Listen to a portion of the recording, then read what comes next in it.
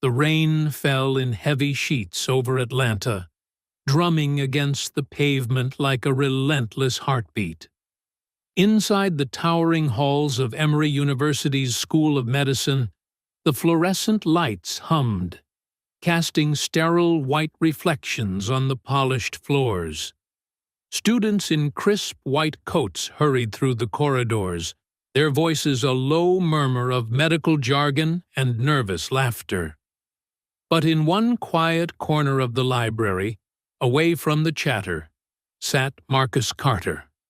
His dark brown fingers traced the lines of a thick medical textbook, his brow furrowed in concentration. The words blurred together: autoimmune deficiency, genetic mutation, protein inhibitors, but he refused to look away. He had to understand. "Still here, Carter?" A mocking voice cut through the silence. Marcus didn't need to look up to know who it was. Daniel Reynolds, star student, golden boy of the program, and his biggest critic. Daniel leaned against the bookshelf, arms crossed, a smirk playing on his lips. "You know, some people just aren't cut out for this. Maybe you should switch to nursing. Less complicated." A few snickers came from Daniel's usual entourage, two guys who always seemed to orbit around him like satellites. Marcus exhaled slowly, gripping his pen tighter. He had heard it all before. "You only got in because of affirmative action. You're not as smart as you think you are." The words stung, but he had learned to swallow the pain. "I'm good," Marcus said evenly, finally meeting Daniel's gaze. "But thanks for the career advice." Daniel's smirk faltered for just a second, long enough for Marcus to see the flicker of irritation. He hated that Marcus never reacted, never gave him the satisfaction of breaking. "You'll never make it as a doctor," Daniel muttered, pushing off the shelf. "People's lives are at stake. This isn't some charity case." And with that, he walked away, his laughter echoing down the hall. Marcus waited until they were gone before his shoulders slumped. He rubbed his temples, exhaustion creeping in. It wasn't just the long hours of studying, it was the weight of proving himself every single day. But he couldn't quit. Not when his little sister Lena was counting on him.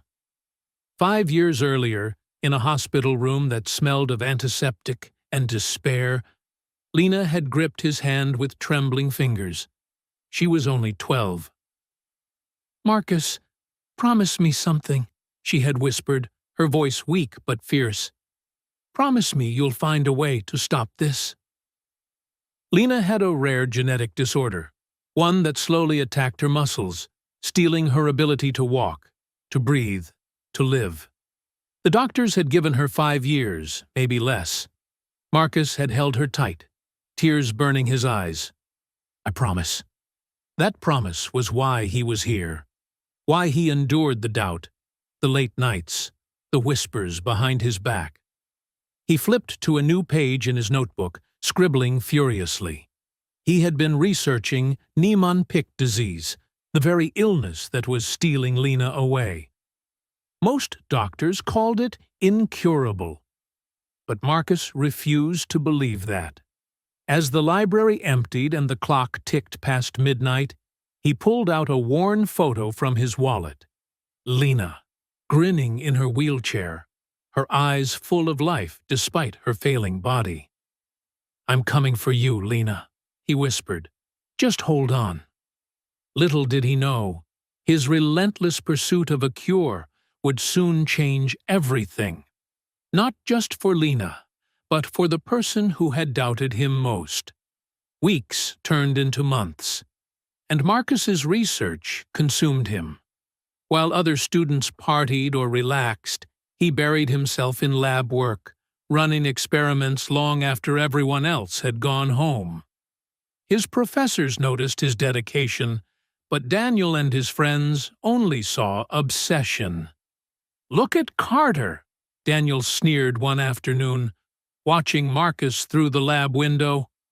"Thinks he's gonna cure cancer or something." One of his friends chuckled. "More like he's gonna burn himself out before graduation." But Marcus didn't hear them. He was too focused on the microscope in front of him, where a new compound he had synthesized was reacting in a way he hadn't expected. His heart pounded. This could be it. He stayed late again that night, running the same test over and over, making sure he wasn't imagining things. When the results came back consistent, his hands shook. He had done it. A treatment, maybe even a cure, for Niemann-Pick disease. He rushed to call his mentor, Dr. Evelyn Shaw, who had supported him when others dismissed his theories. She arrived within the hour, her sharp eyes scanning his data. "Marcus," she breathed, "this is groundbreaking." For the first time in years, hope surged through him. Lena could walk again. She could live. But before he could celebrate, tragedy struck. A news alert flashed on his phone the next morning. A car accident on I-85. Multiple injuries. One name stood out among the victims. Daniel Reynolds. Marcus's stomach dropped. Despite everything, he couldn't help but feel a pang of sympathy. Then his phone rang. It was Daniel's father. "Marcus," the man said, his voice strained. "Daniel's in bad shape. The doctors say there's nothing more they can do." A pause. Then quieter. "But he told me about your research. He said if anyone could save him, it's you." Marcus froze. The irony was cruel. The boy who had mocked him, doubted him, now needed him to survive. He thought of Lena, of his promise, of the years of struggle. And then he made his decision. "I'll be there," he said. The real test of a healer wasn't just in the cure, but in the choice to use it, even for those who didn't deserve it. And Marcus was about to prove just how much of a healer he truly was. The hospital hallway stretched endlessly before Marcus, the sterile white walls closing in with every step. His sneakers squeaked against the linoleum, the sound echoing in the too-quiet corridor. His heart hammered in his chest, not from exhaustion, though he hadn't slept in days, but from the weight of what he was about to do. Daniel Reynolds needed him. The irony wasn't lost on him. The same guy who had spent years tearing him down, questioning his place in the program, mocking his ambitions, now lying in a hospital bed with failing organs, his survival depending on Marcus's research. Marcus tightened his grip on his laptop bag, the one containing years of notes, formulas, and the breakthrough that could change everything. He had planned to use it for Lena. Only for Lena. But now, a man in a rumpled suit stood outside the ICU, his face drawn with exhaustion. Daniel's father. When he saw Marcus, his eyes flickered with something like hope and shame. "Marcus," Mr. Reynolds said, voice rough. "Thank you for coming." Marcus nodded, unsure what to say. What could he say? Your son made my life hell, and now I'm supposed to save him. But the words died in his throat when he stepped into the room. Daniel lay motionless, tubes snaking from his arms, machines beeping in a steady, ominous rhythm. His face was pale, his usual smirk replaced by slack, unconscious stillness. The football star, the golden boy, now broken. A doctor stood at the foot of the bed, flipping through charts. "You must be Marcus Carter," she said, glancing up. Dr. Shaw called ahead. "She said you might have something that could help." Marcus swallowed hard. "Maybe." The doctor hesitated. "I'll be honest. We've stabilized him, but his liver is failing. Without a transplant or a miracle, he won't make it through the week." Marcus's stomach twisted. He looked at Daniel again, really looked at him, not as the bully, but as a person who was dying. He took a deep breath. I have something. It's experimental. It was designed for a different condition, but it might work. Mr. Reynolds stepped forward, desperation in his eyes. Please, whatever it takes. Marcus hesitated, his mind flashing to Lena. His research was for her. If he used it on Daniel, if something went wrong. But then he heard Daniel's voice in his head, sneering, You'll never make it as a doctor. Was this his test? He made his decision. I need full access to your lab, he told the doctor, and I need to call my mentor. The hospital lab was nothing like the one at Emory. Smaller, older, but it would have to do. Marcus had barely slept, surviving on coffee and sheer willpower as he adjusted his formula, refining it for Daniel's specific condition. Dr. Shaw had flown in to assist, her steady presence the only thing keeping him grounded. You're sure about this? She asked quietly as they prepped the first trial dose. Marcus flexed his stiff fingers. No. She studied him. Then why are you doing it? He thought of Lena, of the promise he had made, of the years of being told he wasn't good enough. Then he thought of Daniel's father, the raw fear in his eyes. Because it's the right thing to do, he said finally. Dr. Shaw nodded, approval in her gaze. Then, let's get to work. The ICU was silent except for the rhythmic beeping of monitors. Marcus stood beside Daniel's bed, the syringe in his hand feeling heavier than lead. This was it. No going back. He took a steadying breath and administered the treatment. Then came the waiting. Hours passed. Then a day. Marcus refused to leave the hospital, dozing in chairs, jumping at every alarm. Doubt gnawed at him. What if he was wrong? What if he had just wasted his only shot at saving Lena on someone who had never believed in him? On the second day, a nurse rushed in. Marcus, you need to see this. He followed her to Daniel's room and froze. Daniel's eyes were open. Weak, confused, but open. And when they landed on Marcus, they widened in recognition. For a long moment, neither spoke. Then, barely audible, Daniel rasped, You saved me. Marcus didn't answer.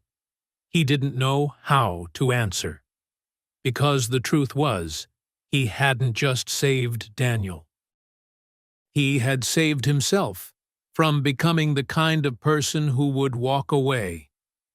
The morning sunlight streamed through the hospital windows, painting the sterile walls in warm gold. Daniel Reynolds sat upright in his bed for the first time in weeks, his hands trembling around the glass of water a nurse had just handed him. His body still ached, his muscles weak from days of immobility, but the yellow tinge in his skin had faded. His liver was healing.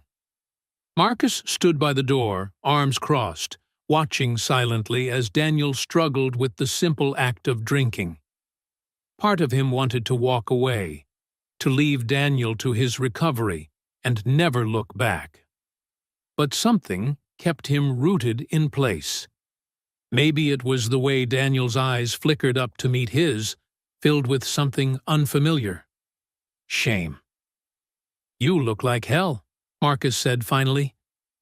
Daniel let out a weak chuckle, wincing as it tugged at his still tender ribs. Feel like it too. He set the water down carefully, his fingers unsteady. Then, quieter. I don't get it. Get what? Why you did this? Daniel's voice was rough, his throat dry. After everything I said to you. After the way I... He stopped, jaw tightening. Marcus studied him. The Daniel he knew would have never admitted weakness. The Daniel he knew would have brushed this off with a cocky remark. But this wasn't that Daniel. This was someone who had stared death in the face and barely escaped. Marcus shrugged. You needed help? Daniel shook his head, frustration flashing across his face. That's it? No, I told you so? No gloating? You want me to gloat? Marcus raised an eyebrow. No, Daniel exhaled sharply, running a hand through his hair. I don't know what I want. Silence settled between them, heavy and thick. Then Marcus spoke again, softer this time. I didn't do it for you. Daniel looked up. I did it because it was the right thing to do, Marcus said. Because if I had walked away, I wouldn't be any better than the person you thought I was. Daniel flinched like he'd been struck. For a long moment he just stared at his hands. Then, barely above a whisper, I was wrong about you. Marcus didn't answer. He didn't need to. News of Marcus's breakthrough spread like wildfire. Within days, medical journals were calling. Pharmaceutical companies offered funding. Reporters camped outside the hospital, clamoring for interviews. But Marcus only cared about one thing. Lena. He stood in her hospital room, his hands shaking as he prepared the same treatment that had saved Daniel. She was weaker now, her breaths shallow, her fingers barely able to curl around his when he took her hand. You did it, didn't you? She whispered, her voice a fragile thing. Marcus nodded, blinking back the burn in his eyes. Yeah, Lena, I did. She smiled, her eyes bright despite the pain. Knew you would. The injection was quick. The waiting was agony. Hours passed, then days. Marcus barely slept, his nerves frayed, his heart pounding every time a monitor beeped. What if it didn't work? What if he was too late? Then, on the third morning, Lena opened her eyes, really opened them, and squeezed his hand. Marcus, she breathed, I think I'm hungry. He laughed, the sound raw and relieved, and pulled her into the gentlest hug of his life. A month later, Marcus sat across from a reporter in a studio too bright, too polished. The woman smiled at him, her voice smooth as she asked, How does it feel to have discovered a cure that will save thousands of lives? Marcus hesitated. He thought of Daniel, now volunteering at a children's hospital. He thought of Lena, taking her first steps in physical therapy. He thought of the years of doubt, the nights of wondering if he was good enough. Then he smiled. It feels like the beginning, he said. Daniel found him on the hospital rooftop at sunset, the sky painted in hues of orange and pink. You're hard to track down, Daniel said, shoving his hands in his pockets. Marcus glanced at him. You're stalking me now? Call it a thank you. Daniel hesitated, then held out an envelope. Marcus took it, frowning as he opened it. Inside was a letter, a full scholarship, funded by the Reynolds family, for students pursuing rare disease research. Marcus looked up, stunned. Daniel shrugged, a small, genuine smile tugging at his lips. Turns out, I make a better ally than a bully. Marcus laughed, shaking his head. Then, softer. Thanks. Daniel nodded. Then, after a beat, You really did it, you know. You proved all of us wrong. Marcus looked out at the skyline, at the city stretching endlessly before them. No, he said quietly. I proved myself right. And for the first time, he truly believed it. Thank you for watching.